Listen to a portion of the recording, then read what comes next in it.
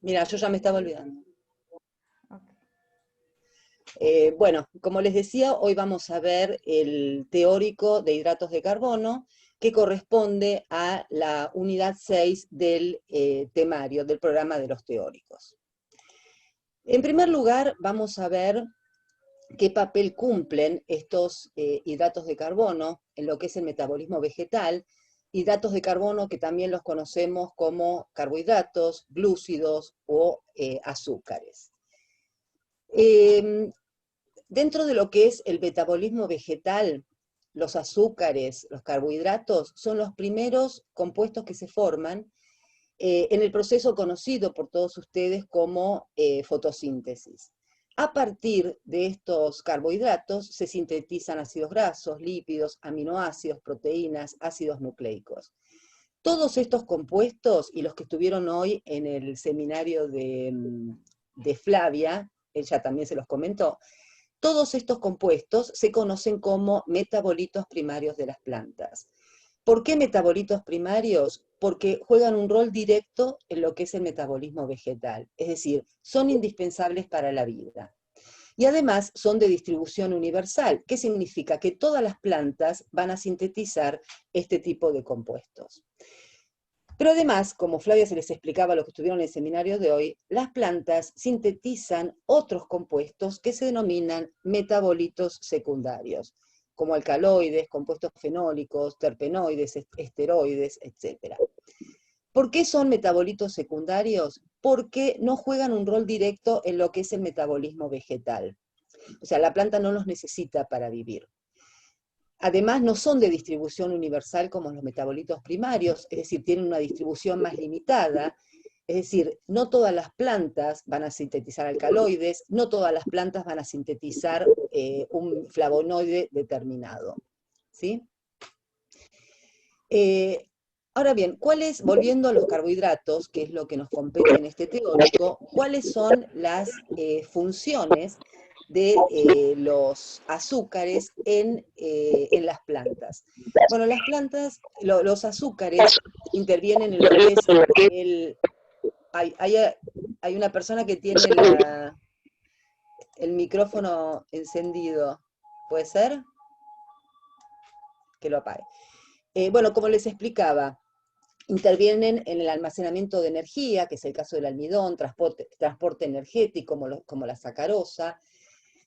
Son precursores de metabolitos primarios y secundarios, como vamos a ver más adelante, y algunos cumplen una función estructural, es el caso, por ejemplo, de la celulosa, hemicelulosa. Otros carbohidratos, en especial algunas gomas que pertenecen a los polisacáridos, actúan como el mecanismo de defensa frente al ataque de ciertos microorganismos o insectos. Y los metabolitos secundarios, yo me olvidé de comentarles, que son, muchos de estos metabolitos secundarios son los principios activos de las plantas. Es decir, poseen determinadas actividades biológicas, determinadas actividades farmacológicas que hacen que se utilicen en terapéutica. Para darles algunos ejemplos, morfina, codeína, digoxina, el taxol, la artemisinina. ¿Sí? Son todos compuestos que pertenecen a los denominados metabolitos secundarios.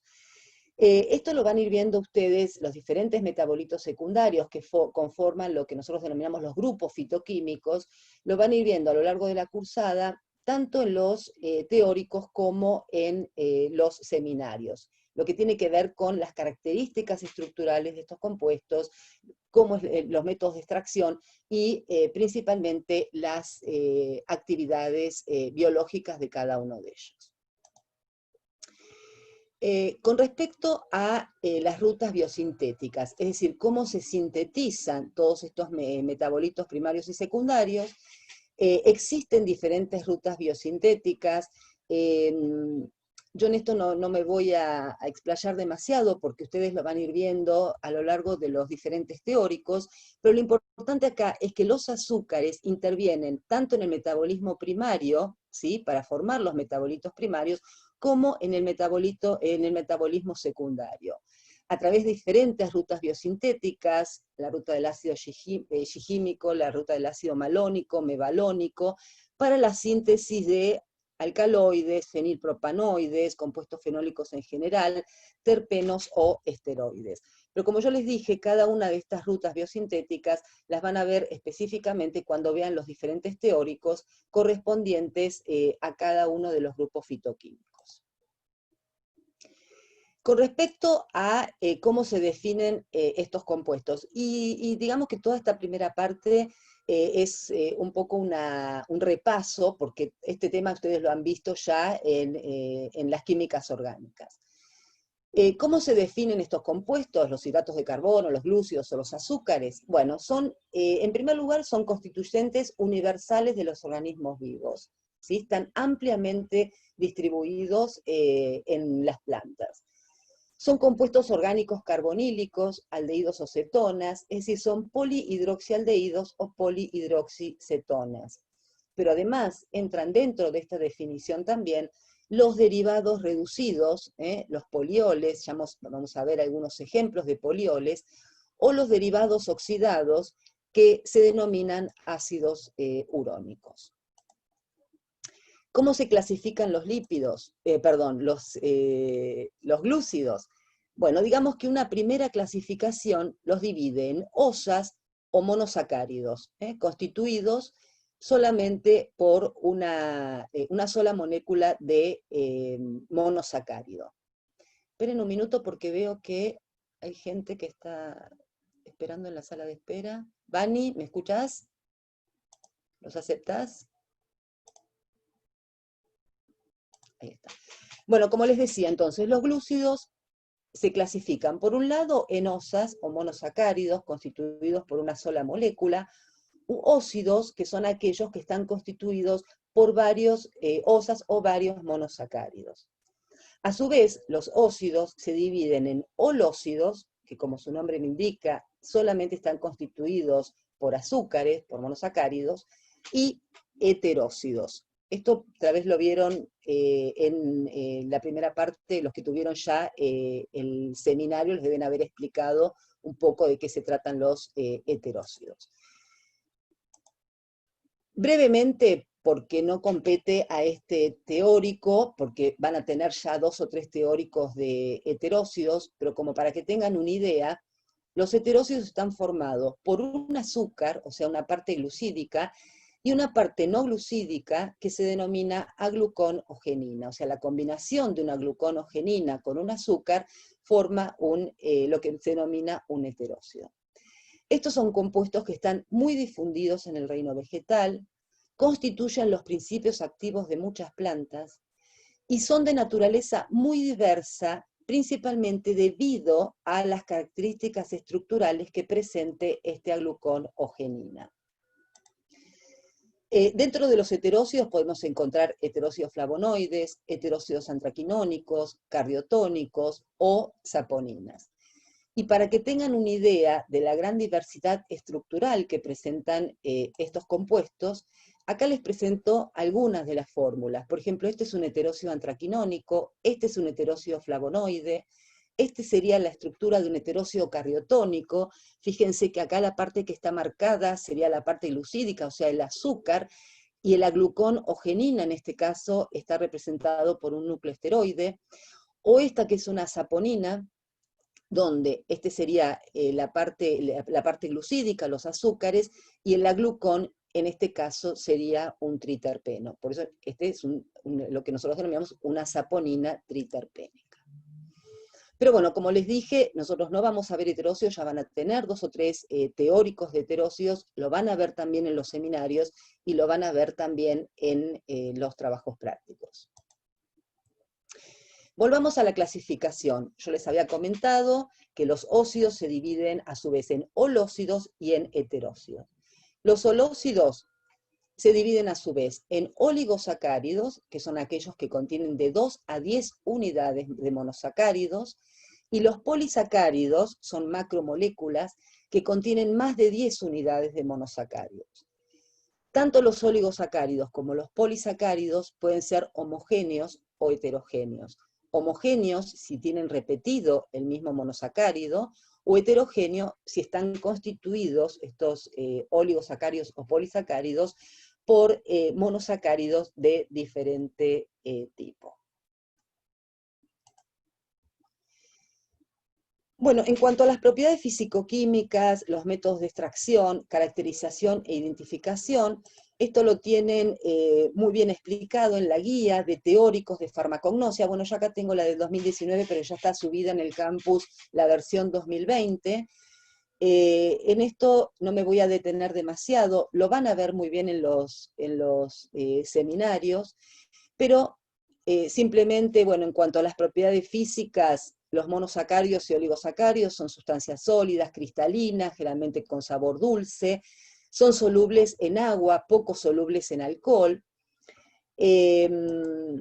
Con respecto a los métodos de extracción, en general, bueno, son solubles en agua, ustedes saben que los azúcares son solubles en agua, pero después vamos a ver que en el caso de algunos polisacáridos, tienen unos métodos de extracción que son un poco más complejos, porque en el caso, por ejemplo, de las gomas, que requieren extracciones y requieren después una serie de purificaciones. Con respecto a cómo se caracterizan o identifican los azúcares, nosotros preferimos, cuando hablamos de reacciones de caracterización, y eso se los comentaba hoy Flavia también en el seminario, preferimos hablar de cómo se caracterizan los azúcares y no cómo se identifican, aunque muchas veces en la bibliografía van a ver como reacciones de identificación. ¿Por qué esto? Porque nosotros consideramos que cuando realizamos una reacción de caracterización, lo que estamos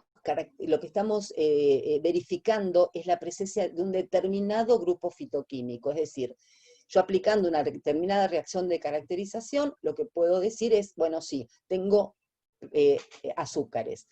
En esta planta tiene alcaloides, tiene flavonoides. Ahora, ¿qué alcaloide, qué flavonoide o qué azúcar en especial? Para eso voy a necesitar reacciones más específicas o que serían ya para identificar.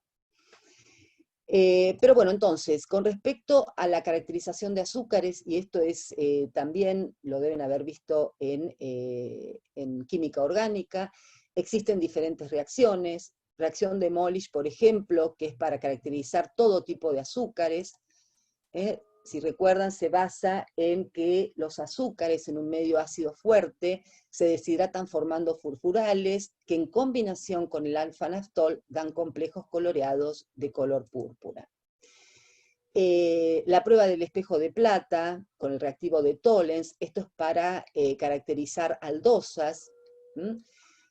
Cuando se trata una aldosa con plata amoniacal, el grupo aldehído se oxida y la plata amoniacal se reduce a plata metálica. Entonces lo que ustedes observan, ya sea bueno, en el tubo de ensayo o en el recipiente en donde efectúan la reacción, es justamente la formación de un espejo de plata.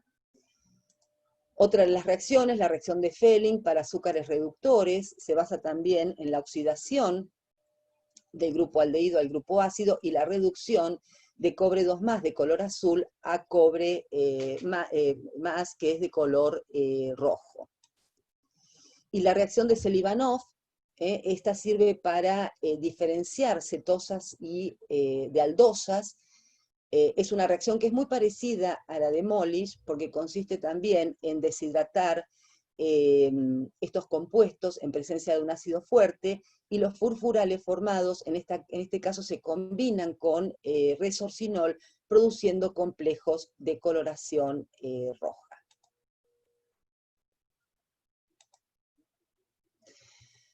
Bueno, ahora bien, con respecto a las aplicaciones, ¿sí?, de los hidratos de carbono, bueno, tienen una infinidad de aplicaciones, tanto en la industria farmacéutica, en la industria textil, papelera, maderera, en la industria alimentaria, en la industria cosmética.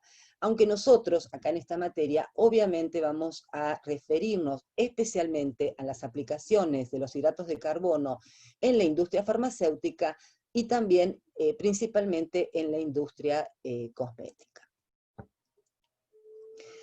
Vamos a empezar entonces ahora a ver algunos ejemplos sobre los monosacáridos.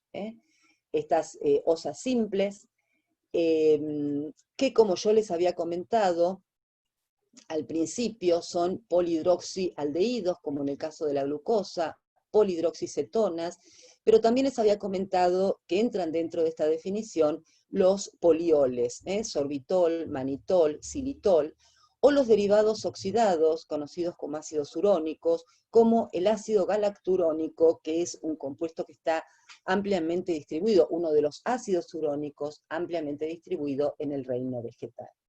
También existen otro tipo de azúcares, como los desoxiazúcares. Esto lo van a ver bien porque forman parte de los heteróxidos cardiotónicos, y los desoxiazúcares lo único que tienen es reemplazado uno de los grupos oxidilos, puede ser, como en este caso del carbono 2, por un hidrógeno.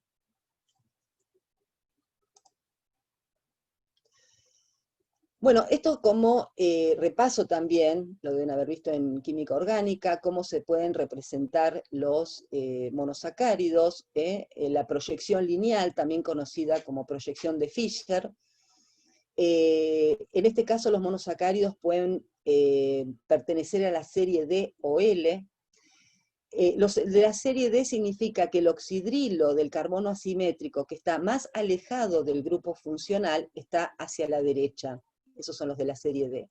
Los de la serie L, el oxidrilo del carbono asimétrico más alejado del grupo funcional se encuentra hacia la izquierda. En las plantas, la mayoría pertenecen al grupo, a la serie D. Pero saben también que los monosacáridos se pueden representar en forma cíclica, que es la proyección de Haworth. Y para explicar esto les voy a mostrar un videíto. Ustedes me van a decir si se escuchan. Esta es una videopizarra hecha a petición del grupo de alumnos de primer bachillerato. ¿Me pueden decir si se escucha el audio del video? Sí, se escucha. Sí, se ¿Se escucha. escucha? Sí, se escucha. Perfecto. Bueno, entonces vamos a ver un video, no vamos a ver los 10 minutos, vamos a ver la primera parte nada más, solamente como para que ustedes recordar cómo es la ciclación de estos monosacáridos y cómo es la nomenclatura. Bachillerato para intentar aclarar de una manera rápida y eficaz cómo se puede pasar de una forma lineal de un monosacárido, recordad que a esto se le llamaba las formas de representación de Fischer, a las formas cicladas, que se llamaban de Haworth, ¿verdad? ¿Cómo hacerlo de una manera sencilla? La clave está en el cuadro que voy a señalar a continuación.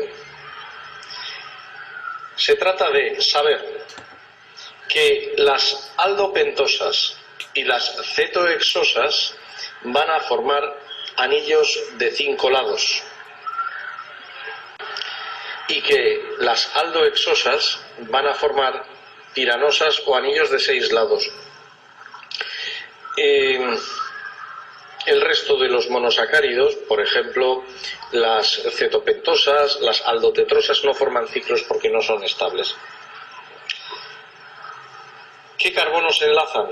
En el caso de las furanosas, si es una aldopentosa, van a enlazar el 1 y el 4, y si es una cetohexosa, va a enlazar el 2 con el 5. En el caso de las aldohexosas, enlazan el 1 con el 5.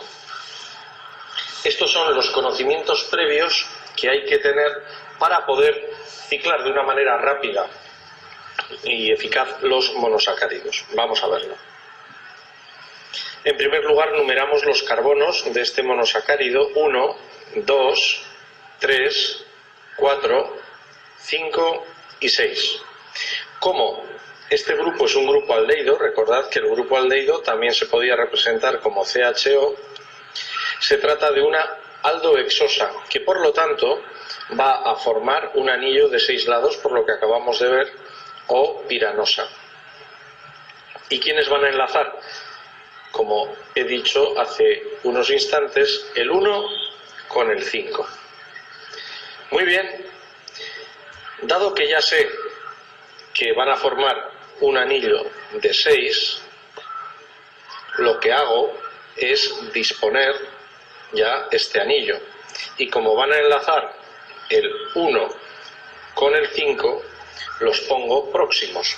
El CH2OH del carbono 6 queda fuera de la cadena. Aquí tendría el OH que interviene y aquí el grupo aldehído. Bien, voy a poner ahora la posición de los OHs del resto de los carbonos. Para saber si el OH va a ir hacia arriba o hacia abajo, nos fijamos en la posición en la que estaba en la forma de Fischer, y siempre que esté a la derecha, ese OH va a ir hacia abajo. El carbono 2, que es este, tenía su OH hacia la derecha, por lo tanto vendrá abajo. Este lo tiene a la izquierda, por lo tanto irá arriba. Y este de nuevo está a la derecha, luego irá abajo. El resto se rellena con hidrógenos. Bien. Aquí vendría otro hidrógeno. Y ahora se va a formar el enlace entre el carbono 1 y el carbono 5. Para eso, este OH va a venir aquí, se va a formar un grupo OH y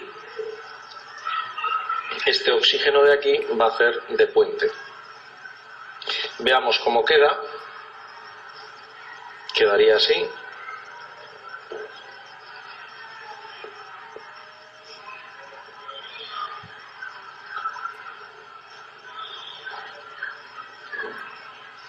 Recordamos, este venía, perdón, abajo. Voy a borrarlo otra vez, lo voy a hacer.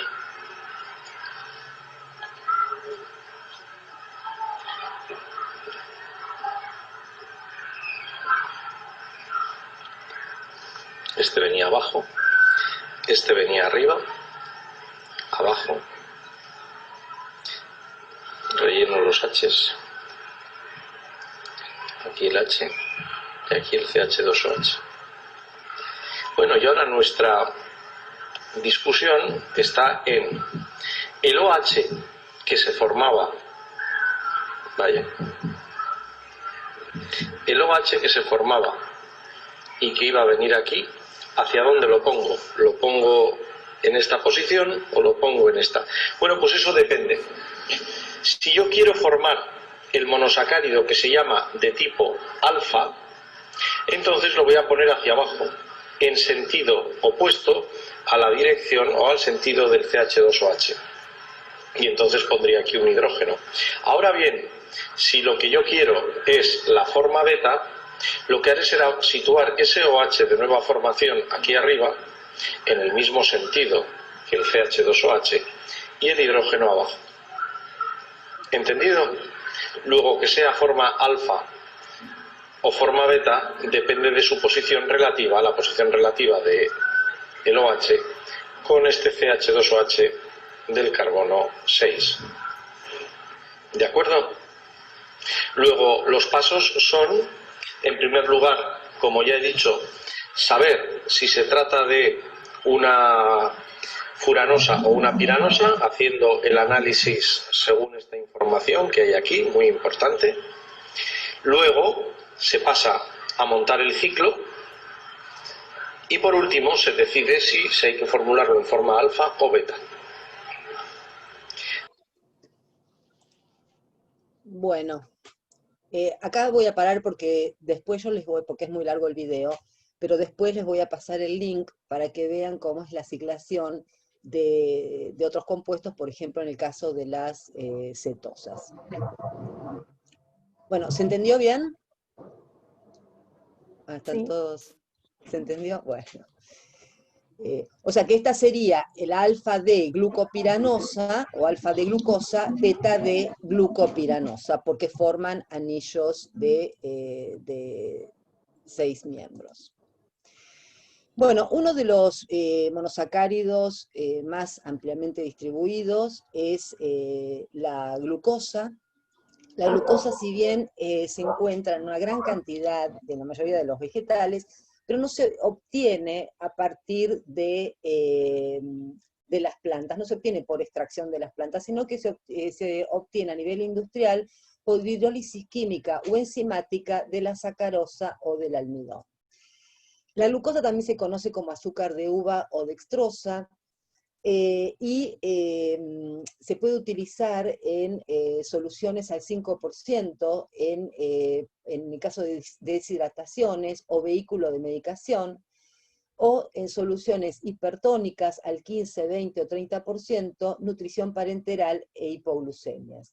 La glucosa en este caso se puede administrar por perfusión lenta, pero también se puede administrar por vía oral.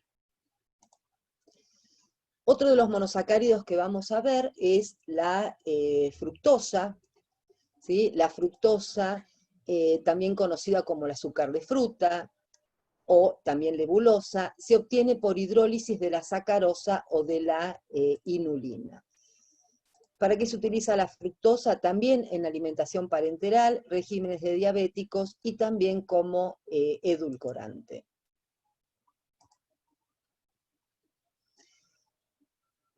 En cuanto a los polioles, un ejemplo lo constituye el manitol.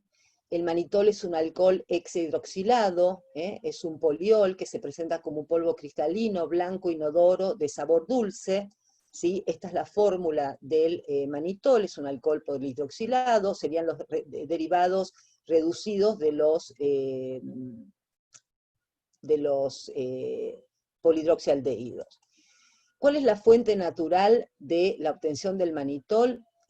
Una de las fuentes naturales es este árbol que se conoce como Fraxinus ornus, su nombre científico es Fraxinus ornus, de la familia Oleaceae.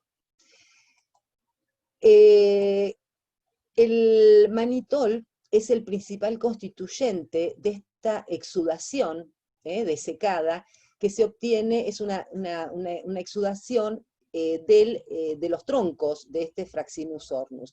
Y el manitol, este poliol, es uno de los constituyentes principales del maná. Este es un árbol pequeño que es indígena del sur de Europa, era muy común, ahora no tanto, pero muy común en diferentes pueblos de Sicilia, en donde donde las familias se dedicaban a juntar, a recolectar esta exudación desecada para después obtener de ella el manitol y comercializarlo. Pero en la actualidad se obtiene, mayormente por reducción de la manosa. ¿Cuáles son los usos del manitol? Se utiliza como diurético de acción osmótica por vía parenteral, se utiliza en medios de cultivo, no sé si ustedes cursaron ya micro, pero se utiliza mucho en medios de cultivo. También la industria farmacéutica lo utiliza como excipientes de tabletas y comprimidos, y en menor medida, en algunos casos, en trastornos dispépticos y para tratar el estreñimiento. Otro de los polioles utilizados muy utilizado es el xilitol. Yo lo que les quiero aclarar es lo siguiente. En este teórico tal vez no vamos a ver todos los ejemplos, pero están en la guía, están también en el PDF que yo les voy a dar, que va a estar subido en el campus, y los tienen que saber. Tal vez hoy, por ejemplo, creo que el sorbitol no lo vamos a ver, pero es otro poliol que está en la guía de teóricos y que lo tienen que estudiar también. Bueno, el xilitol es, como les había comentado, también es un poliol que se obtiene, se puede obtener del abedul, cuyo nombre científico es la Betula alba, se obtiene de la corteza, y lo que se obtiene de la corteza de este árbol es la silosa, que después por acción enzimática de unas silasas se obtiene el xilitol. Acá tenemos un videíto. Blanca, cristalina. Un videíto acerca de los usos del xilitol. Y dulce sustancia que puede a menudo confundirse con el azúcar. ¿Qué es? El xilitol se encuentra de manera natural en las frutas y verduras que consumimos. Pero sin duda, donde aparece de la forma más abundante es en las mazorcas de maíz y en la madera de abedul.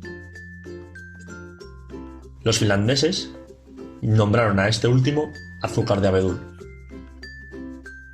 Fue descubierto en 1891, pero se empezó a utilizar a partir de la década de 1960. Se usa para los alcoholes de azúcar. Cada una de sus moléculas consta de 5 átomos de carbono. Por lo tanto, a diferencia de otros azúcares populares, no fermentan el tracto gastrointestinal. ¿Por qué es recomendable reemplazar el azúcar tradicional por el xilitol? Se requiere de pequeñas cantidades de insulina para procesar el xilitol en el cuerpo. Tiene un índice glucémico mucho menor que el azúcar y, por lo tanto, se recomienda para los diabéticos. El xilitol tiene un dulzor similar al azúcar normal, pero contiene un 40% menos de calorías. Después de comer xilitol, podemos disfrutar de una respiración fresca, ya que eleva el nivel de pH en nuestra boca. No daña nuestro esmalte ni encías. Y facilita la mineralización, es decir, la absorción de calcio, que es un componente importante en la prevención de la osteoporosis.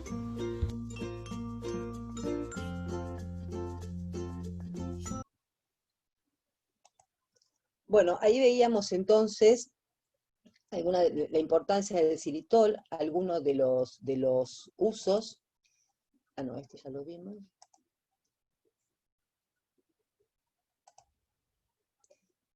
Por eso es no cariogénico, por eso se utiliza mucho el xilitol en la formulación de golosinas, en la formulación de chicles, de caramelos, y también en la formulación de pastas dentales. Otro de los polioles, pero que no lo vamos a ver acá, que lo tienen en la guía de teóricos, es el sorbitol. También es no cariogénico y por lo tanto es un componente muy utilizado en la formulación en golosinas, especialmente en chicles. Bueno, hasta acá algunos ejemplos de monosacáridos. Vamos a ver ahora algunos ejemplos de oligosacáridos. ¿Se acuerdan que los oligosacáridos, como vimos al principio, son olócidos que contienen de 2 a 10 moléculas de monosacáridos. Bueno, como les decía, resultan de la condensación de 2 a 10 moléculas de monosacáridos, son sustancias sólidas, incoloras, cristalinas, de sabor dulce, también solubles en agua.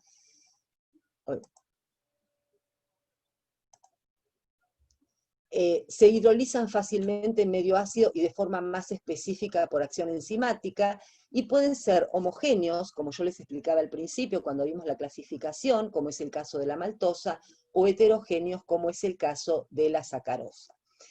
La sacarosa, disacárido muy utilizado, muy conocido por todos, es el edulcorante utilizado por excelencia. Se puede obtener tanto de la caña de azúcar, cuyo nombre científico es Saccharum officinarum, o también de la remolacha azucarera. Por eso muchas veces se conoce como azúcar de caña o azúcar de remolacha.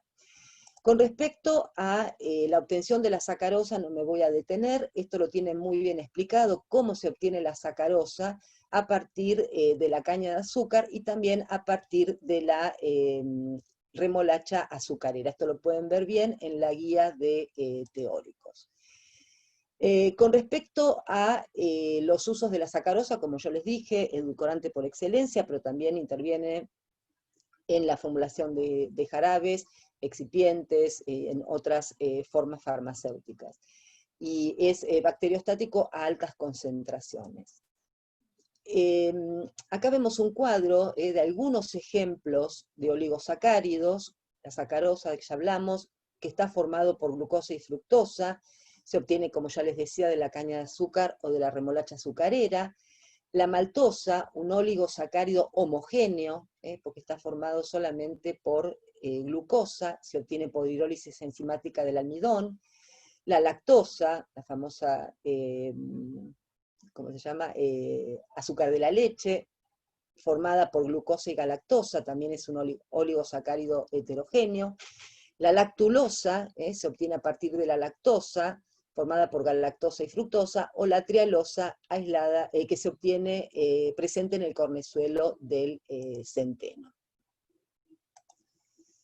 Bueno, vamos a ver ahora algunos ejemplos de oligosacáridos, como la lactulosa, que según nuestro Código Alimentario Argentino, se define la lactulosa, se entiende la lactulosa como uno de los productos que se obtienen por acción del agua de cal en caliente sobre la lactosa. Es decir, que la lactulosa se obtiene, no es un producto natural, digamos, sino que se obtiene a partir de la lactosa. ¿Cuáles son los usos de la lactulosa? Bueno, la lactulosa tiene un efecto laxante, se utiliza en la constipación crónica, actúa por efecto osmótico, tal vez conocen el lactulón, o si no lo utilizaron como laxante por ahí, si trabajan en alguna farmacia, o los que trabajan los que hacen farmacia hospitalaria, es muy utilizado el lactulón. También se utiliza para tratar la encefalopatía hepática, ya vamos a ver de qué se trata la encefalopatía hepática, y en menor medida para el desarrollo del bifidobacterium o para el desarrollo de la flora intestinal. Para ver los usos y más específicamente de la lactulosa, les voy a mostrar un videíto que nos explica muy bien y, a mi entender, muy didáctico sobre los usos de este disacárido. ¿Qué es la lactulosa? Te invito a que te suscribas al canal en YouTube, a que nos sigas en el grupo de asesoría para pacientes con enfermedades hepáticas en Facebook, y si te gusta este contenido puedes darle un like o recomendarlo. La lactulosa es un azúcar sintético, es decir, no se observa de manera natural y particularmente esta capacidad le impide ser absorbido en el intestino, por lo que se puede utilizar para manejar algunas enfermedades como el estreñimiento o la encefalopatía hepática. La lactulosa acelera el tránsito intestinal, ocasionando así una menor absorción de líquido y de esta manera ocasionando diarrea. También altera las características del colon, modificando las bacterias que ahí se encuentran, los sustratos o alimentos que tienen, particularmente los ácidos grasos, y la acidez que rodea la flora intestinal. De esta manera puede modificar la absorción de algunas sustancias, particularmente de amoníaco, lo que le confiere su utilidad en encefalopatía hepática. La lactulosa está indicada en dos enfermedades particulares. Una de ellas es el estreñimiento o constipación. En este caso se puede utilizar a demanda, es decir, cuando el paciente lo necesita, siempre y cuando se haya determinado la causa de este estreñimiento, ya que en algunas ocasiones la constipación es una manifestación de algunas enfermedades graves, particularmente cuando hay alteración en la forma de la materia fecal y ocurre después de los 50 años. Pero también se utiliza en el manejo de la encefalopatía hepática, es decir, aquellas personas que como complicación de la cirrosis tienen alteraciones neurológicas a través de las cuales se altera su estado de alerta o de conciencia. Esto se debe a que el amonio, una sustancia que se produce a través de las proteínas ingeridas, se transforma en el intestino grueso absorbiéndose, y la lactulosa lo que hace es acelerar el vaciamiento, impidiendo la absorción y cambiando el tipo de bacterias y acidez, lo que impide al final que el amonio llegue a la sangre y de esta manera al cerebro. La lactulosa es un medicamento con un alto perfil de seguridad, sin embargo se puede contraindicar en algunas personas diabéticas a pesar de que su absorción es prácticamente nula, particularmente cuando la diabetes es de difícil control o cuando el paciente se descompensa al iniciar el consumo de lactulosa. También no se recomienda su uso de manera indiscriminada en aquellas personas que tienen falla renal o falla cardíaca, ya que la diarrea que puede condicionar la lactulosa puede descompensar estos órganos. Los efectos adversos de la lactulosa son extremadamente frecuentes e incluso pueden ser motivo de suspensión del tratamiento. Uno de los más frecuentes es la flatulencia, ya que al ser un azúcar que llega al colon y se transforma en gas, es muy probable que el paciente experimente una mayor cantidad de gas que quiere ser evacuado. También pueden tener eructos y malestar abdominal, que inicialmente puede no ser molesto, pero en personas que adicionalmente tienen ascitis, es decir, agua en el abdomen, la distensión abdominal puede ser extremadamente molesta. También puede ocasionar una diarrea excesiva, Por lo tanto, se debe de regular su consumo y se debe de evitar el uso concomitante con otros laxantes. Y la pérdida excesiva de agua puede ocasionar elevación de sodio en la sangre, lo cual puede ser muy peligroso. Espero te haya gustado este contenido. Si es así, síguelos en... Bueno, creo que fue muy didáctico este video, ¿no? Sobre todo para explicar la utilización de la lactulosa para el tratamiento de la encefalopatía hepática. Bueno, hasta acá los oligosacáridos. Vamos a empezar a hablar ahora de los polisacáridos.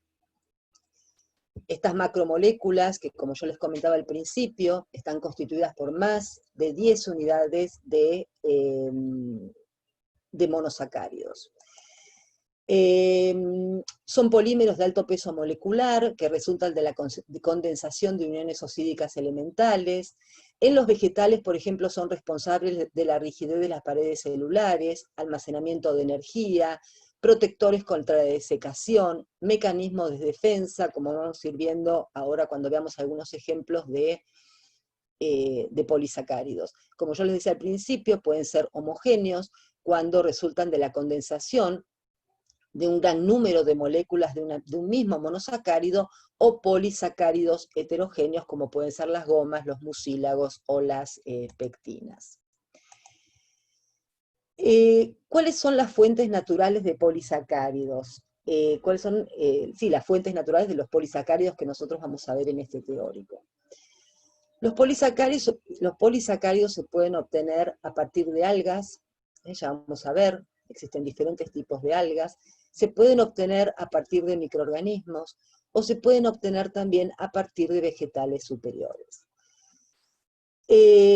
¿Cuáles son los polisacáridos que se obtienen de las algas? Bueno, hay unas algas denominadas algas pardas, como la Macrocystis pirífera, Laminaria sacarina, Nereocystis lutkiana, y de estas algas pardas lo que se obtiene es la algina, también llamada ácido algínico, o tal vez ustedes lo conocen más como los alginatos, que serían las sales sódicas o potásicas del ácido algínico. Ya vamos a hablar un poquito más con detenimiento acerca de las utilidades de los alginatos.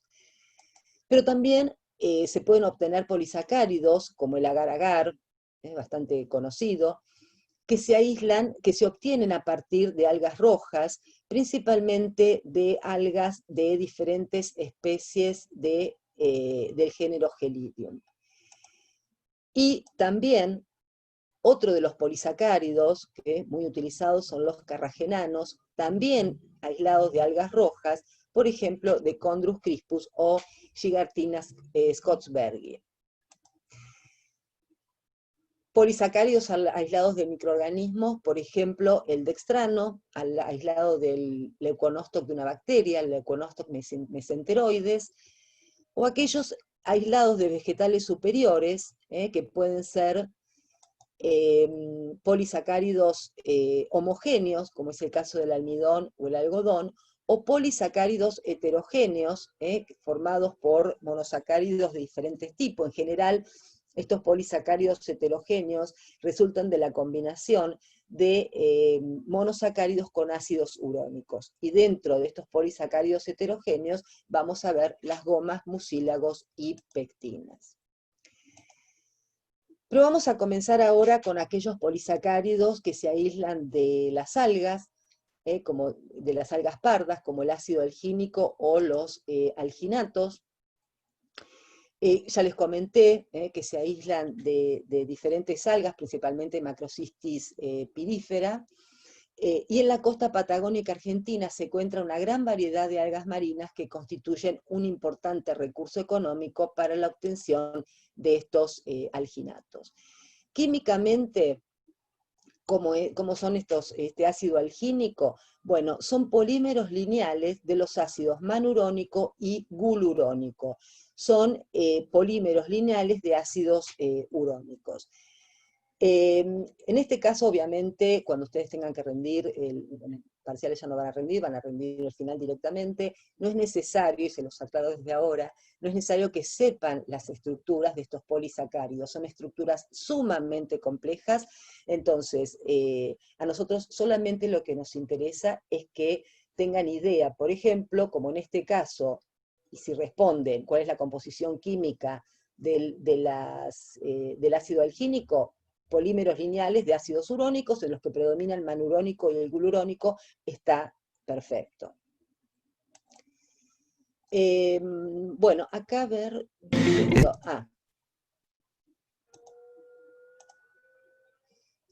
Esperen un poquito porque quería ver... Sí.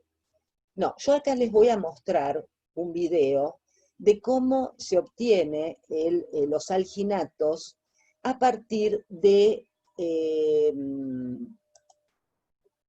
del sargazo es las algas esas que están en las costas, sobre todo de México y de todo el Caribe, que son tan perjudiciales para el turismo. No me acuerdo, ¿sargaza es? ¿Sargazo? Sargazo. Sargazo, exactamente.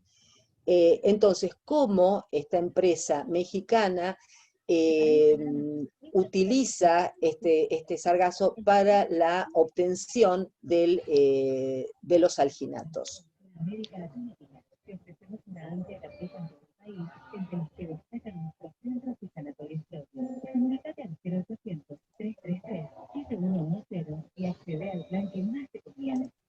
No sé, ¿por qué escucho otro video? ¿Lo escuchan ahí? Sí, ahí se escucha. Creo, a ver, se está escuchando algo, no sé.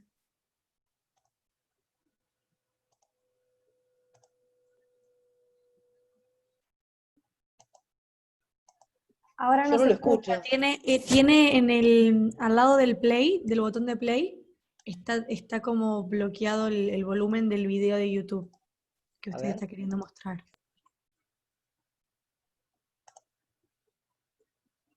Ah, qué boba. Convertido en un problema social. Bueno, ahí va, ¿eh? Desde el año 2011, las costas del Caribe mexicano han recibido la llegada de miles de toneladas de sargazo. Estos se han convertido en un problema social, ambiental y económico, debido a que su acumulación provoca malos olores, afectaciones al tránsito libre de especies y un impacto visual negativo para los turistas que las visitan. Hasta ahora, las labores de recolección durante los arribazones consisten en la remoción para su entierro y restauración de dunas costeras. Sin embargo, las cantidades rebasan la capacidad y tiempo de degradación del mismo.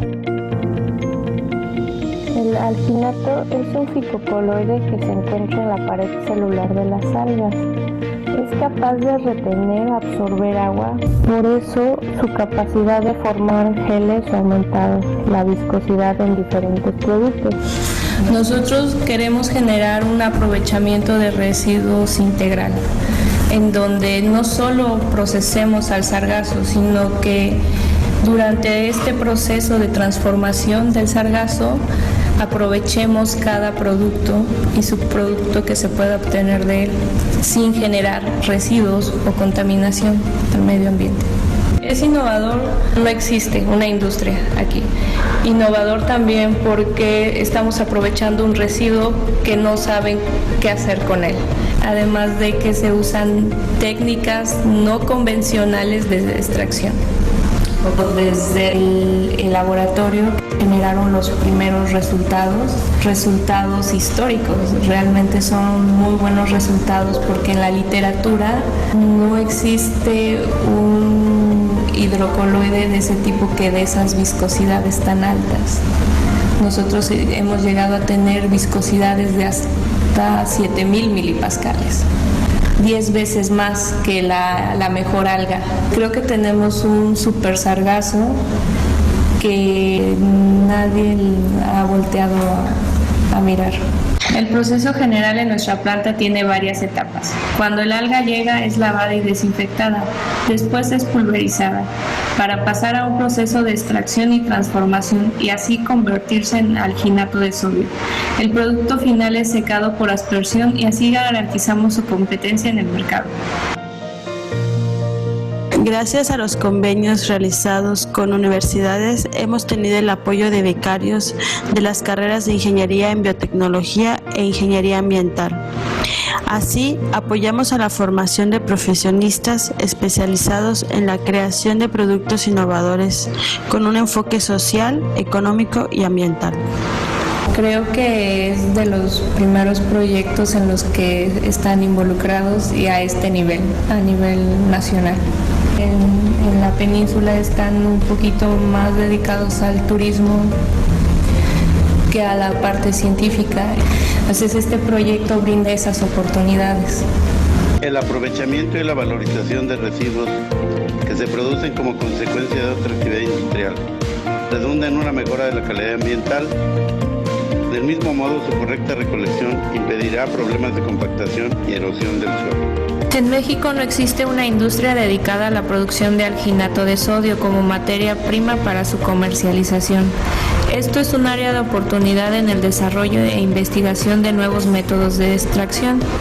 El alginato obtenido de sargazo ha mostrado una mejor calidad en cuanto a viscosidad en comparación con los productos existentes en el mercado.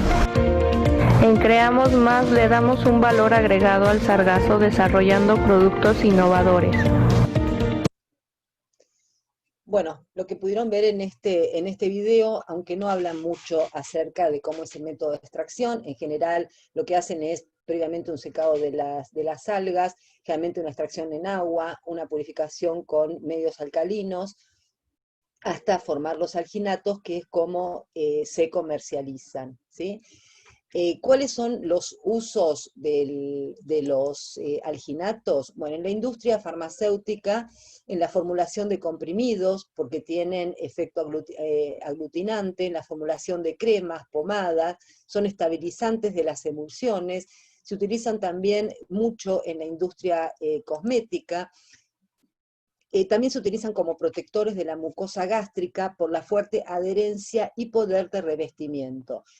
A veces se asocian a bicarbonato de sodio, como son estos comprimidos, no sé si todavía existen en el mercado, Gaviscon, comprimidos masticables que contienen alginato de sodio, bicarbonato de sodio y carbonato de calcio para el tratamiento sintomático de la gastritis, o para tratar la gastritis, porque actúan entonces muchos de estos polisacáridos como protectores de la mucosa gástrica.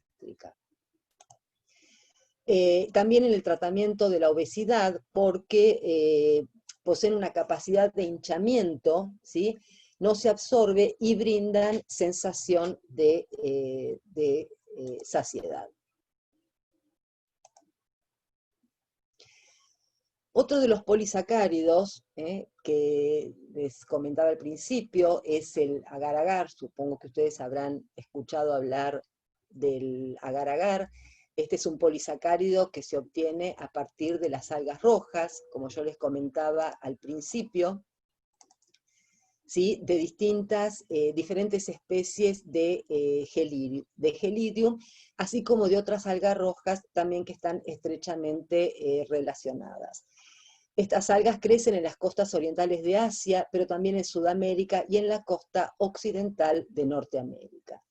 Y acá creo, este es otro video que vamos a ver, lo pongo desde el principio, en donde hablan sobre la obtención del agar-agar, y creo que explica un poco más acerca de cómo es el método de extracción del agar-agar a partir de estas algas rojas.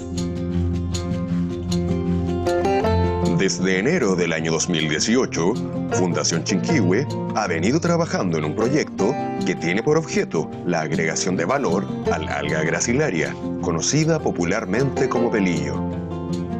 Financiado por el Fondo de Innovación para la Competitividad, FIC, del Gobierno Regional de los Lagos, este trabajo benefició a la comunidad Vuta Huapi Chilhue de Paildad, comuna de Keilen, cuyas integrantes pasaron de vender pelillo a producir agar-agar. A continuación, se describen las etapas de elaboración de agar-agar orgánico. Lavado del pelillo. Se lava el pelillo para eliminar los restos de arena, moluscos y pequeñas algas. Tratamiento básico. El pelillo se somete a una cocción y un tratamiento básico con bicarbonato de sodio que incrementa el pH. Esto se hace para aumentar la fuerza del gel, del agar-agar resultante. Blanqueamiento y lavado. En esta etapa se decoloran las algas con hipoclorito de sodio para que se elimine el pigmento que les da el color característico. Se realiza un lavado para eliminar el blanqueador usado. Tratamiento ácido y lavado. El siguiente paso es tratar el pelillo blanqueado con un ácido. En este caso, se utiliza el vinagre, que contiene ácido acético, para disminuir el pH y aumentar el rendimiento del producto. Nuevamente, el alga es lavada para eliminar el ácido utilizado. Extracción del agar-agar. Las algas limpias, junto al agua, se añaden en la olla para calentar y extraer el agar. Filtración y gelificación.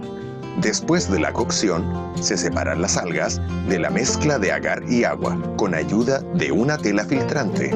Una vez hecha la filtración, el líquido obtenido se deposita en bandejas y se deja gelificar a temperatura ambiente.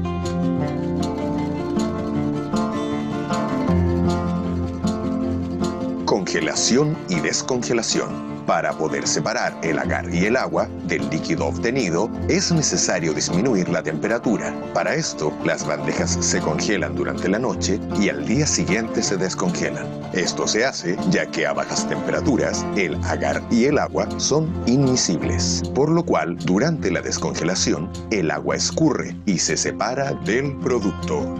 Secado. Para eliminar el agua que quede en el agar, se realiza un secado. De esta manera, puede ser almacenado y evitar la formación de microorganismos. Molienda. En esta etapa, el agar seco se muele en una picadora para obtener un formato en polvo y hojuelas.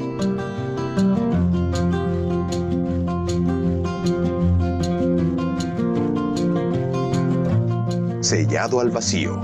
La última etapa corresponde al sellado al vacío, en la cual el agar en polvo se deposita en bolsas plásticas transparentes para luego sellarlas al vacío. De esta forma, culmina el proceso de elaboración de agar-agar. Bueno, como vieron en este video, que está un poco más explicado cómo es el método de extracción, esto consiste básicamente, primero, que son algunas purificaciones, tratándolos con medio ácido, medio alcalino, hipoclorito para blanquearlas. Después sí hacen una extracción del agar con agua, y después este congelamiento o descongelamiento para separar el gel del agua, y posteriormente un secado. ¿Para qué se utiliza el agar-agar? Bueno, medio de cultivo. También se utiliza como excipientes, la industria farmacéutica, en la formulación de cápsulas, tabletas, jarabes, emulsiones, pero es muy utilizado en la industria alimentaria, porque en general, todos estos, igual que los alginatos, tienen propiedades espesantes, propiedades gelificantes, ya que forman en agua soluciones fuertemente viscosas. Son solubles en agua caliente y gelifican a 35 o 38 grados. No sé cómo andamos de tiempo. Sí, andamos bien. Yo acá les voy a mostrar un videíto que es, no sé, porque como yo les dije, el agar-agar es muy utilizado en alimentos. Tal vez alguien haya hecho estas esferificaciones a partir del agar-agar, que son estas bolitas que muchas veces se conocen como el falso caviar, que presentadas en las fuentes, como en alimentos, parecen, si tienen, dependiendo de los colores, parece caviar. Y este es un videíto que es muy corto y que les muestra cómo se hacen estas esferificaciones a partir, con agar-agar, utilizando zumo de fresas.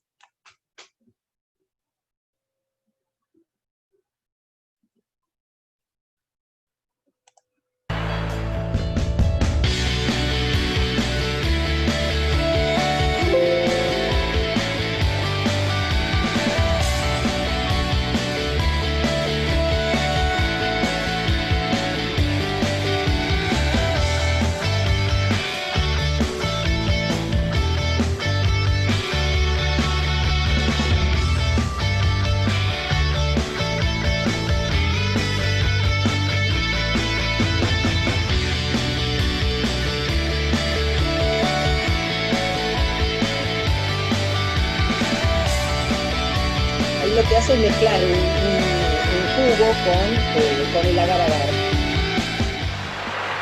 Es preferible meter el aceite 24 horas antes en el frigorífico para que esté muy frío. A ser posible, usar un aceite vegetal.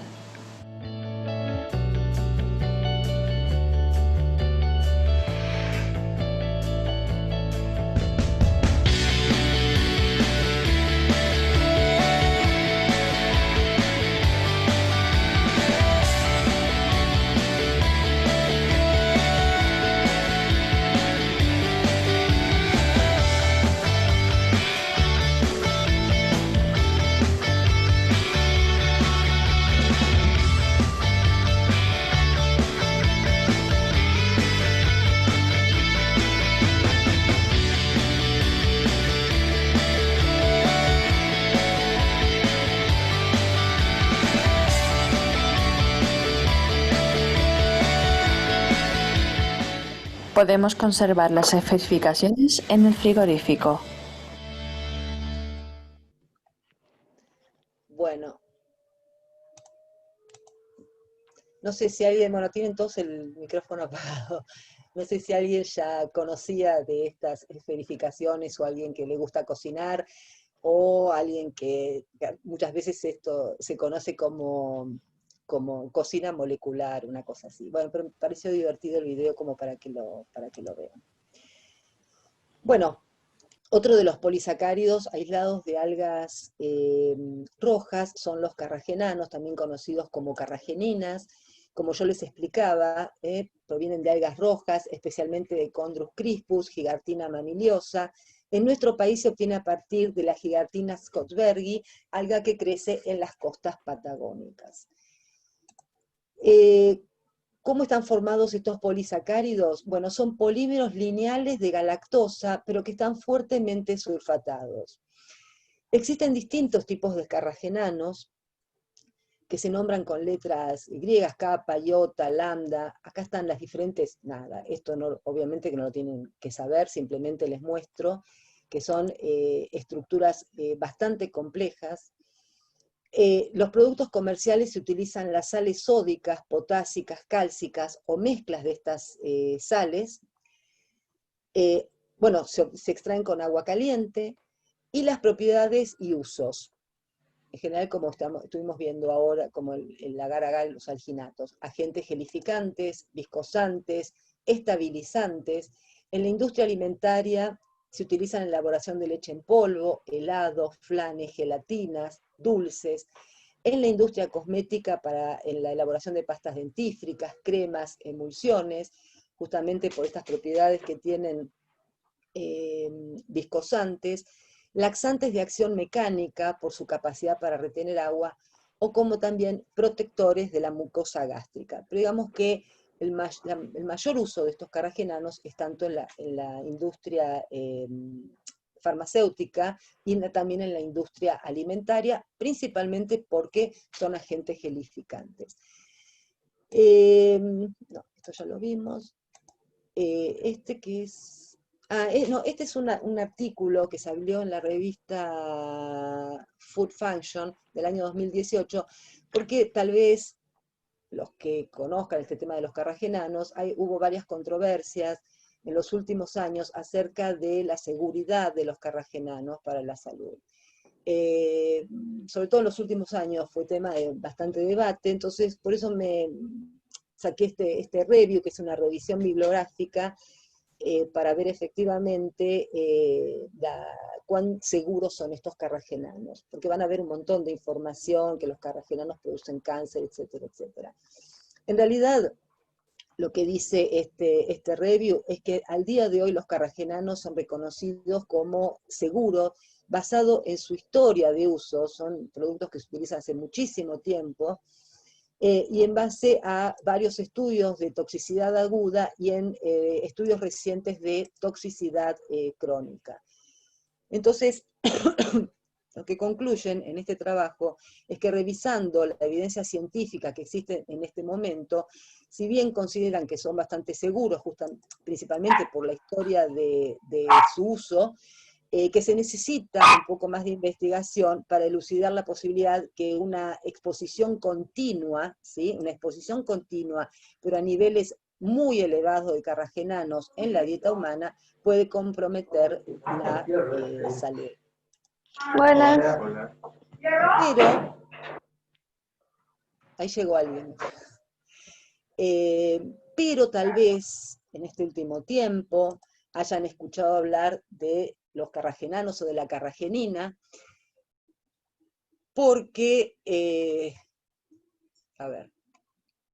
para su utilización en un spray nasal como barrera eléctrica para frenar la entrada del COVID-2, del coronavirus. Este es un artículo que salió en el diario La Nación, es bastante reciente, no me acuerdo de cuándo es, del 8 de julio, ¿sí? Este spray nasal, que ya fue aprobado por el ANMAT, podría brindar protección contra el SARS-CoV-2, el coronavirus causante de la actual pandemia. Se trata de un medicamento cuyo principio activo es la carragenina, los carragenanos, moléculas obtenidas de ciertas algas rojas que se usan en la industria alimentaria, farmacéutica y cosmética, como ya estuvimos viendo. Esto fue desarrollado por investigadores del CONICET. Lo que ellos aducen es que se trata de un compuesto con carga eléctrica negativa. Se estima que la carragenina interactúa con las cargas positivas de la superficie de las partículas virales, previniendo la penetración de los virus en las células del huésped. Por otro lado, ¿por qué? Porque se había determinado que estas carrageninas tenían actividad antiviral o potencial antiviral contra distintos tipos de virus respiratorios, como el resfrío común, influenza, coronavirus, pero hasta donde sabemos nadie había probado el efecto de la carragenina sobre el SARS-CoV-2, coronavirus, COVID-19. Bueno, las pruebas se están haciendo, los ensayos son ensayos clínicos, se están llevando a cabo en el Hospital Británico y en el CEMIC. En principio apuntan a 3 sectores de riesgo, a 3 poblaciones: personal de salud en primer lugar, pacientes que se internan con un cuadro leve de la enfermedad. Estos deben iniciar el tratamiento con este spray nasal dentro de las 48 horas de efectuado el diagnóstico, aplicarse el spray durante unos 20 días. La expectativa es que estos pacientes, es evitar, obviamente, que no se agraven y que tengan que pasar a terapia. Y también se podría administrar este medicamento a los contactos cercanos para disminuir la probabilidad de contagios. Habla que es un tratamiento sencillo, obviamente, es un spray nasal que no requiere de la asistencia de un profesional médico. Y como yo les contaba, cuenta la historia, el uso de la carragenina comenzó hace más de 600 años en un pueblo de Irlanda llamado Carrigeen, donde ciertas algas rojas, musgo irlandés o musgo carrageen se llama, servían para formar gelatinas que se usaban para la elaboración de los postres.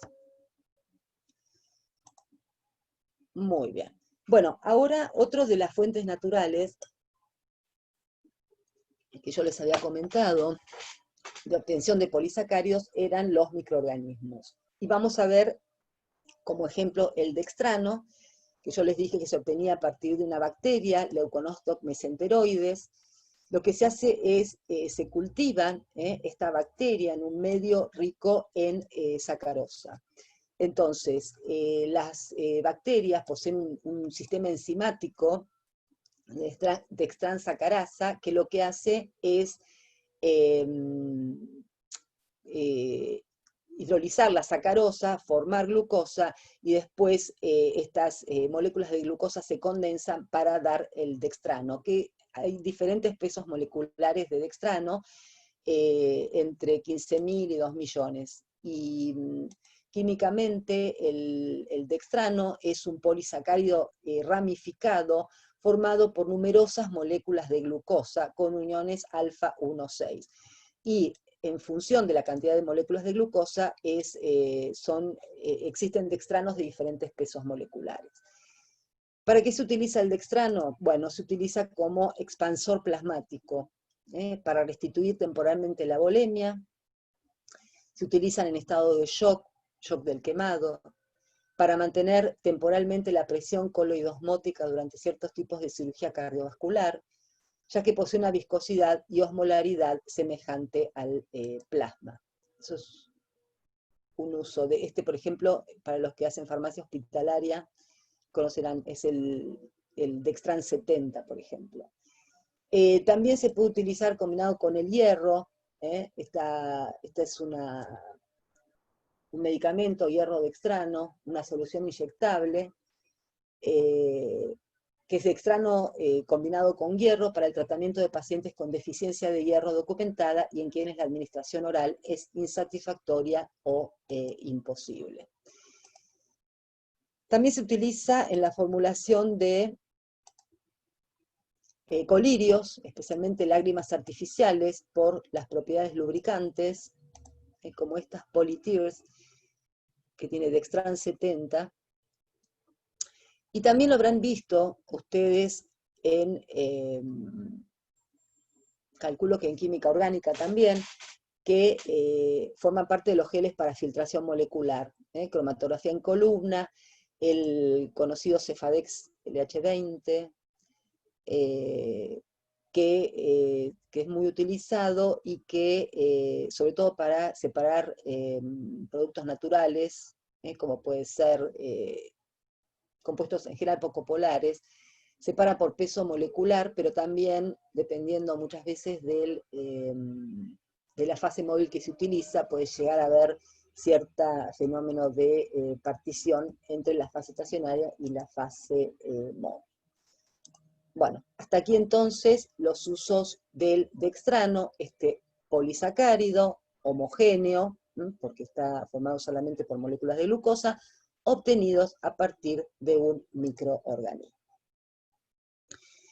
Después, otra de las fuentes naturales de obtención de polisacáridos son los vegetales superiores. En este caso pueden ser polisacáridos homogéneos, como el almidón y el algodón, o polisacáridos heterogéneos, como gomas, mucílagos y pectinas.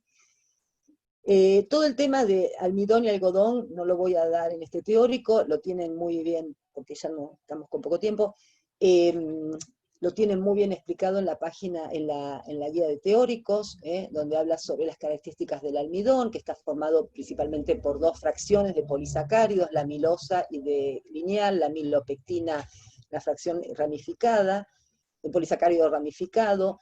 Hablan sobre el almidón de maíz, el almidón de trigo, los que se utilizan principalmente, y lo mismo con el algodón también lo tienen, lo pueden estudiar de la guía de teóricos. Yo ahora lo que voy a hablar es específicamente de estos polisacáridos heterogéneos como gomas, mucílagos y pectinas, también muy utilizados en la industria farmacéutica, también en la industria alimenticia, y que están constituidos principalmente por monosacáridos y, como les dije al principio, por ácidos urónicos. Vamos a empezar con las gomas. Las gomas son productos que exudan de los árboles luego de un traumatismo. En algunos casos pueden exudar también espontáneamente, pero hay ruptura de la pared celular. Son polímeros de monosacáridos y ácidos urónicos, en general son estructuras ramificadas. Se hinchan en contacto con el agua y forman soluciones coloidales, por eso se habla de que son hidrocoloides naturales. Se diferencian de las resinas, ustedes van a ver, van a tener un teórico de resinas, que también son productos que exudan, ¿sí?, de las plantas, pero a diferencia de las resinas, no son solubles en solventes poco polares. Estamos hablando de polisacáridos que son solubles en agua y en solventes polares. Bueno, el primer ejemplo que vamos a ver es la goma arábiga, ¿sí? La goma arábiga es el producto endurecido al aire del exudado viscoso natural o provocado del tronco y ramas de diferentes especies de acacia. Las acacias son estos árboles, puede ser acacia senegal, acacia arábiga, acacia derek, de la familia de las fabáceas. Y si ustedes se fijan, esta sería la goma arábiga, que se presenta como unas lágrimas en la corteza de los árboles, de estas acacias, que acá si ven, cómo hay una mujer que está sacando esas lágrimas de los árboles y recolectándolas en esta canasta. La goma puede exudar naturalmente o luego de una incisión transversal en la corteza. Y esto es cómo se presenta después en el comercio, como lágrimas duras, redondeadas o en fragmentos irregulares de color amarillo, transparentes y de aspecto vítreo. Químicamente está constituido, es un polisacárido ácido cuyo componente mayoritario es la arabina, que es una mezcla compleja de sales de calcio, magnesio y potasio del ácido arábigo. Por hidrólisis se obtiene galactosa, arabinosa, ramnosa y ácidos urónicos como el ácido D-glucurónico. Es lo que yo les decía, son polisacáridos heterogéneos formados por diferentes monosacáridos y ácidos urónicos.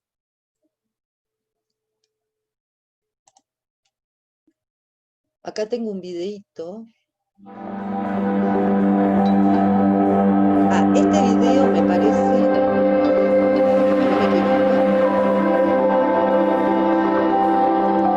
Este video está en inglés y no hay forma de traducirlo, porque a veces se pueden poner subtítulos traducidos.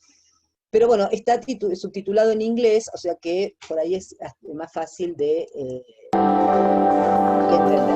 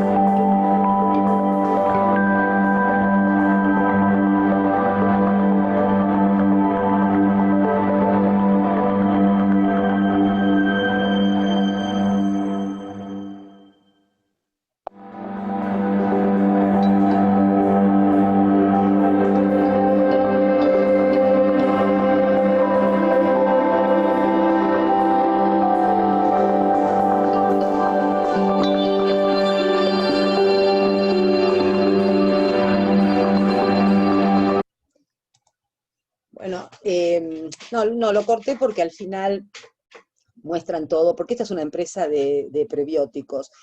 Pero bueno, por lo menos en este video ven un poco cómo se recolecta y los diferentes usos, ¿sí?, que tienen esta goma arábiga, también llamada goma de acacia. Ellos la llaman goma de acacia, tanto en la industria farmacéutica como en la industria alimentaria, en la elaboración de bebidas, en la elaboración sobre todo porque tienen, como estuvimos viendo hasta ahora, por sus propiedades gelificantes, estabilizantes, solidificantes.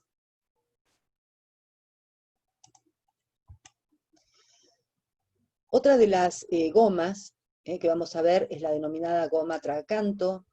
Esta es una exudación gomosa desecada provocada por incisiones del tronco y ramas de diferentes especies de Astragalus, entre ellas Astragalus gumifer. Entonces, bueno, también es una exudación gomosa, pero que esta es provocada por incisiones. Y, no me equivoco, acá tenemos otro video.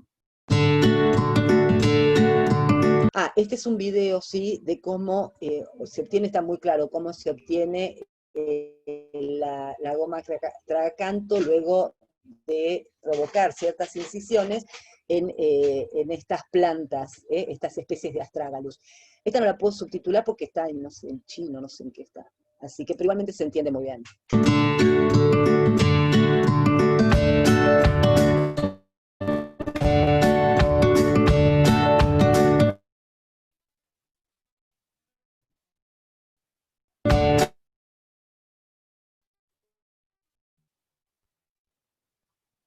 Oh.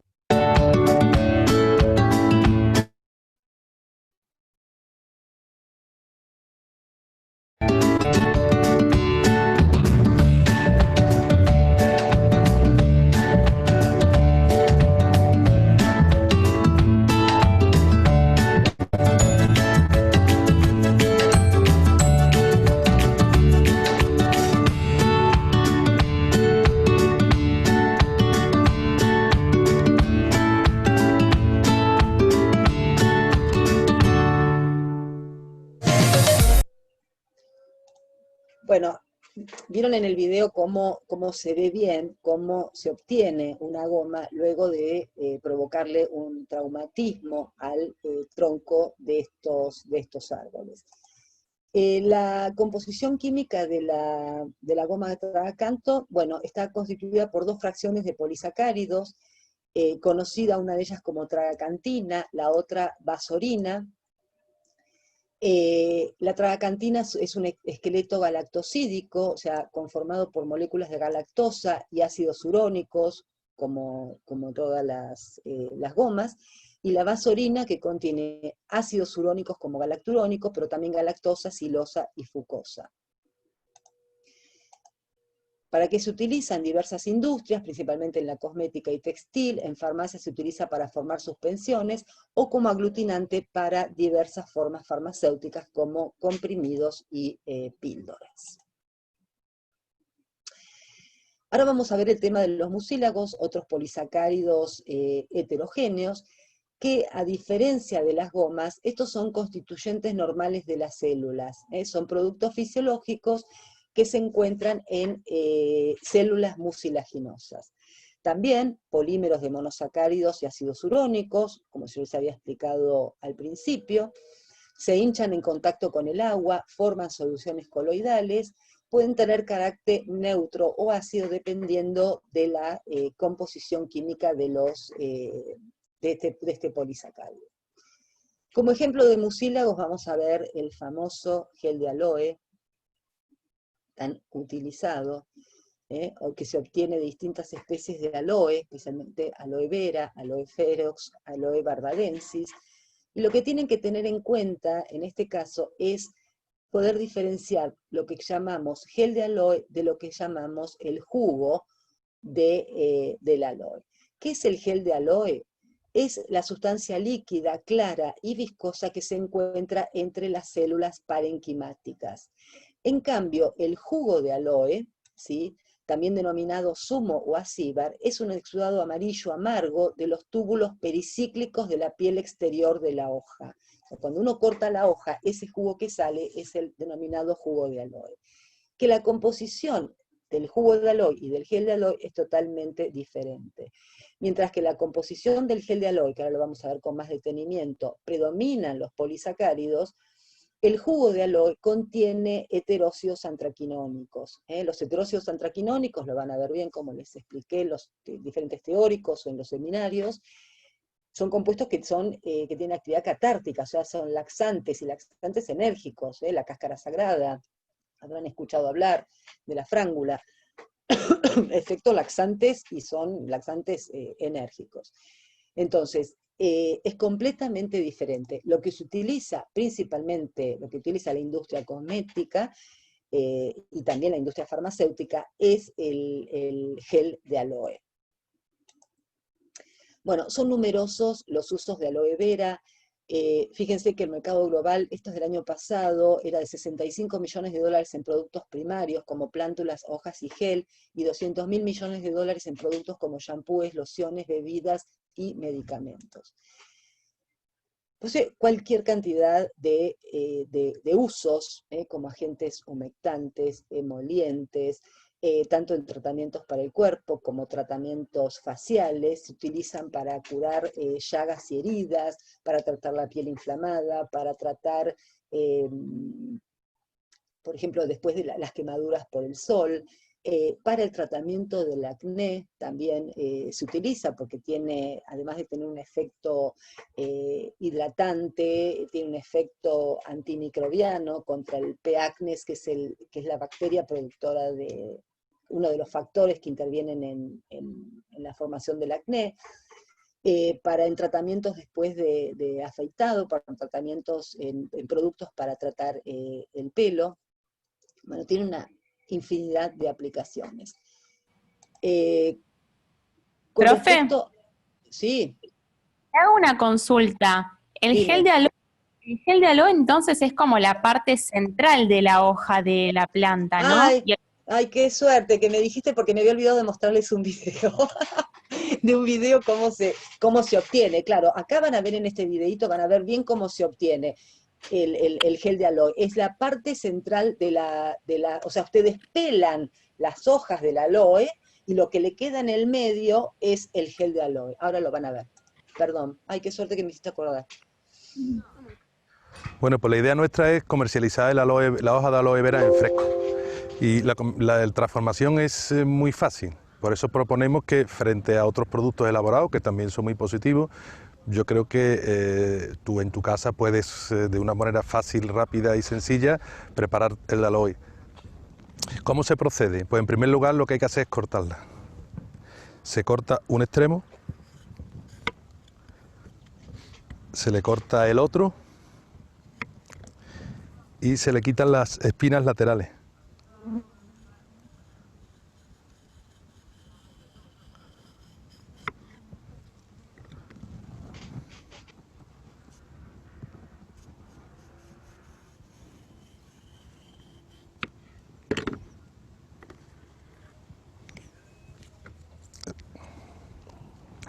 Una vez que la hoja ya está limpia y ya no tiene los pinchos y los extremos, pues lo que se propone es simplemente cortar pequeños trozos para que sea más cómodo su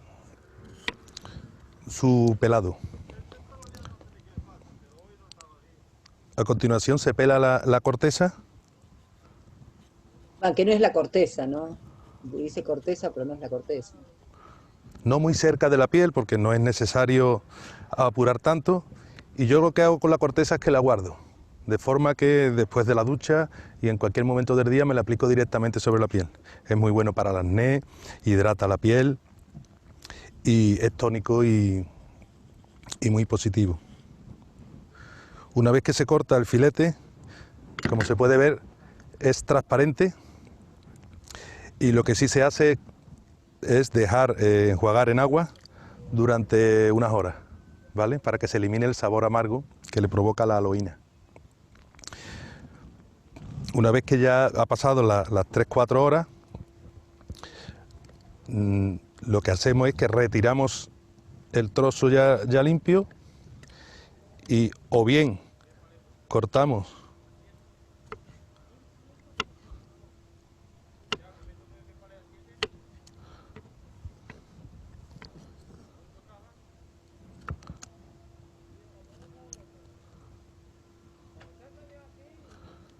unos cuadraditos, ya lo tenemos listo y preparado.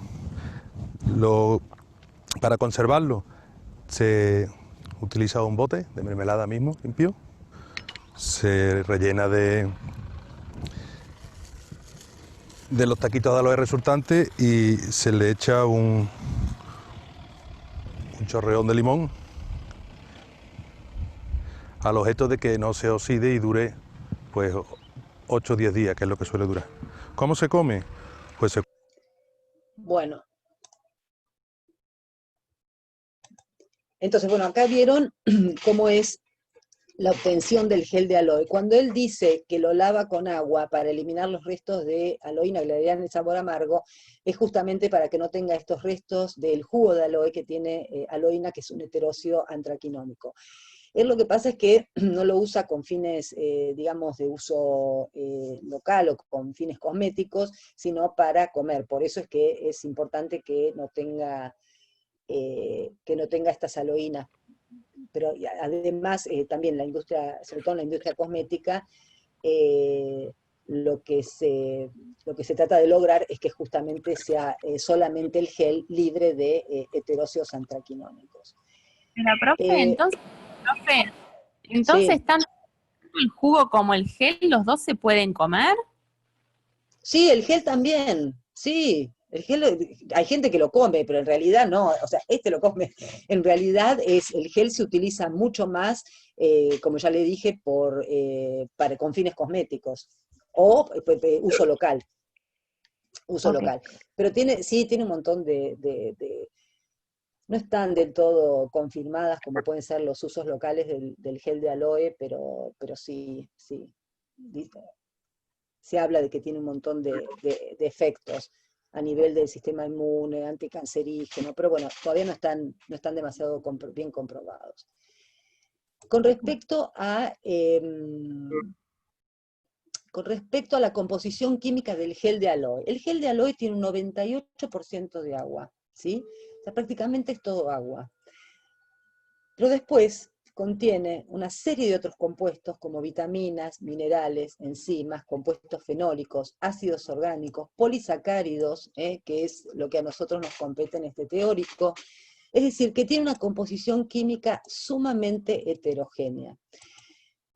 Y se cree, porque en realidad no se han separado cada uno de estos compuestos para ver cuáles son los que tienen el mayor efecto, se cree que el efecto en sí de todo del gel de aloe vera es debido a un efecto sinérgico, es decir, a la sumatoria de los efectos de cada uno de estos componentes. También hay que tener en cuenta cómo son los procesos de extracción y de procesamiento del gel que pueden influir en su composición química, principalmente en cuanto al contenido de polisacáridos. Bueno, para lo que les interese, este es un trabajo que salió en el 2008 en la revista Molecules, que es una buena revista, que es una revisión sobre la composición química y las aplicaciones del gel de aloe vera. Está bastante completo.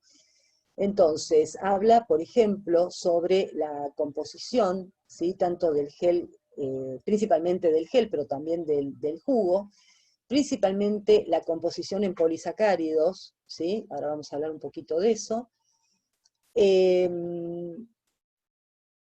Pero también habla, que es lo que me preguntaban recién, sobre las actividades biológicas del gel de aloe cuando es administrado. Por ejemplo, efecto antidiabético, ¿sí? Ven que acá hablan sobre efectos preclínicos en animales, efectos clínicos, algunos ensayos en humanos, esto es para la administración por vía oral, efectos inmunomoduladores, efectos antiinflamatorios, efectos antioxidantes, bueno, y para curar llagas y heridas como efecto cicatrizante, efecto anticáncer también. Esto habría que ver de dónde salieron, de dónde son estos trabajos. Efectos sobre la secreción gástrica y las úlceras.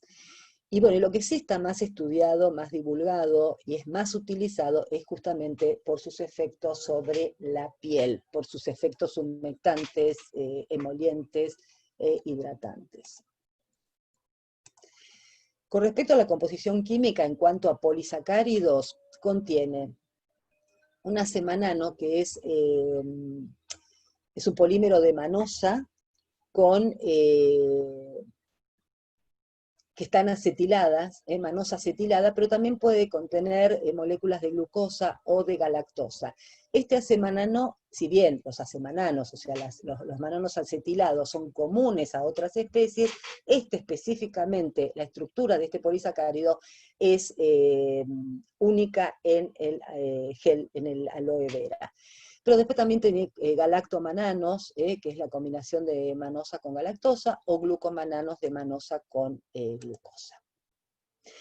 Y bueno, ya para terminar, ya con esto terminamos, Los otros polisacáridos heterogéneos que les voy a hablar son las pectinas, estos polisacáridos ácidos que se obtienen principalmente de las frutas, especialmente de los cítricos, de las manzanas, que están presentes en las membranas celulares de los vegetales. Y que son importantes porque se aprovecha todo, es decir, se obtienen a partir de las pulpas, una vez que los cítricos se utilizaron para obtener el jugo, las manzanas se obtuvieron para obtener el jugo, bueno, esa pulpa, que serían los productos de desechos, pueden aprovecharse para la obtención de pectinas. Estas pectinas están constituidas por ácido galacturónico, es un ácido urónico con uniones alfa 1,4, que frecuentemente están esterificados con ésteres metílicos y con moléculas de rhamnosa intercaladas, galactosa y arabinosa. Es decir, pectinas es polisacárido heterogéneo formado por rhamnosa, lactosa, arabinosa, ácido galacturónico, frecuentemente esterificado con ésteres metílicos. Esto ya les dije. Y a ver qué es esto. Bueno, acá dice que las pectinas son de gran interés para la industria de alimentos, ya que se utilizan ampliamente como aditivos por sus propiedades espesantes, gelificantes, en productos tales como gelatinas, mermeladas, conservas vegetales.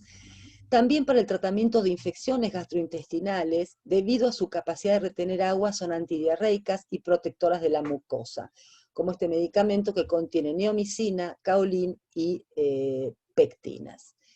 ¿Y esto qué era?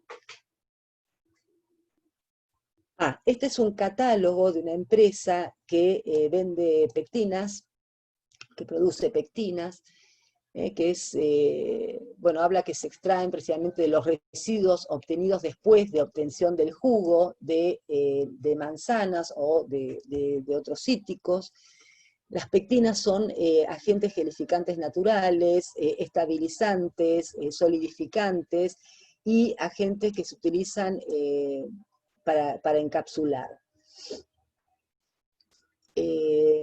Bueno, acá tienen la producción de pectina, en la fórmula se utiliza para preparar mermeladas, jaleas, caramelos, malvaviscos, salsas, productos lácteos, como yogures, helados o productos lácteos ácidos, como coberturas, se dice, sí, bueno, no me acuerdo cómo, coberturas de cápsulas y tabletas, y también en la formulación de cosméticos, de productos cosméticos, principalmente cremas, geles y máscaras faciales. Así que, bueno, acá terminé. Les agradezco mucho su atención. Y bueno, ya estamos muy sobre la hora, así que voy a dejar de compartir. Lo que yo puedo hacer es, les voy a dejar en el chat mi mail, por si quieren hacerme alguna pregunta. ¿Les parece?